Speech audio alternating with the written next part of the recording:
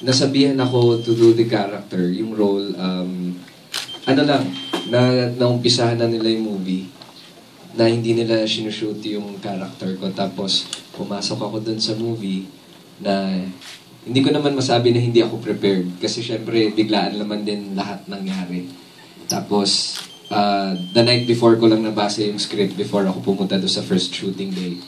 Tapos, doon ako nag-workshop kay Direk Loris before yung first scene namin. So, buong movie, hirap na hirap din ako mag-focus kasi pumapasok din ako sa shooting ng walang tulog.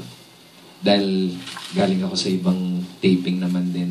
So, ayun, nagawa ko siya with the help of Erich and Enchong. Kaya palagi ko sinasabi na swerte ako na sila yung katrabaho kasi nga, alam nila kung ano yung pinagdadaanan ko sa buhay. Di ba?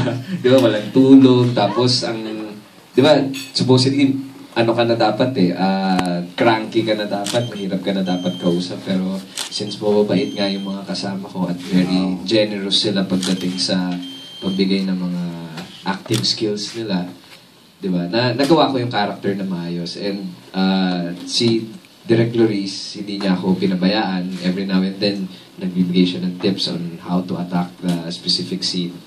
So, ayun, natapos ko siya ng maayos and hopefully, magustuhan niyo yung ginawa ko. Yun po.